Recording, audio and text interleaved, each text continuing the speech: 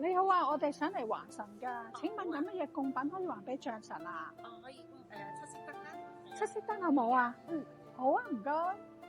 小柔啊，呢度交俾我啊。頭先咧我發現咗喺象神嗰邊咧有位善信跪咗好耐啊。你過去睇下發生咩事啊？好嘛？好唔該你啊。好啊。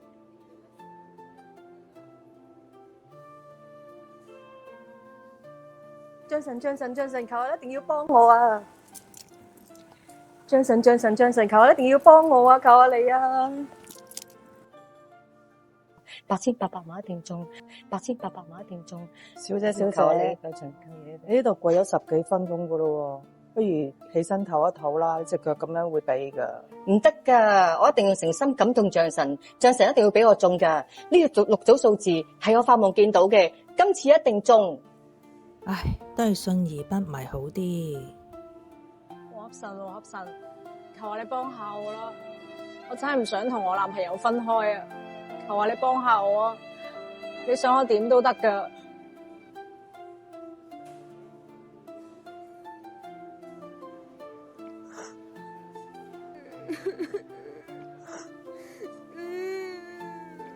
你冇事啊嘛？使咩陪你過去唞一唞先啊？我而家就陪你過去啦。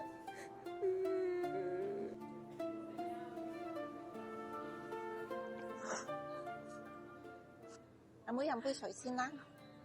話俾我聽發生咩事？我同我男朋友鬧分手啊！第4次啦，我真係好驚啊！我希望我神可以幫下我哋。好啊。唔好散啊！阿妹你聽我講啊，求神庇佑加持咧係有幫助嘅，但係雙方嘅感情係需要大家互相去維繫噶，大家要去努力噶，知唔知啊？係啊，師姐講得啱噶，信而不迷。住持師傅都教我哋有11個真言，我話俾你知啊，就係價值觀不同，知不足，愛不夠。價值觀不同，知不足，愛不夠。我哋將所有嘅希望交託俾神明，不如求神，不如求己啦。我哋做好自己，面對自己，咁樣先至係最好嘅加持啊！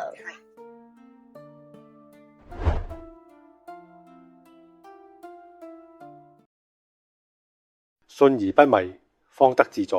做好自己，先至係最好嘅修行。點擊下方標題，學習價值觀唔同，知不足，愛不夠11字真言嘅智慧。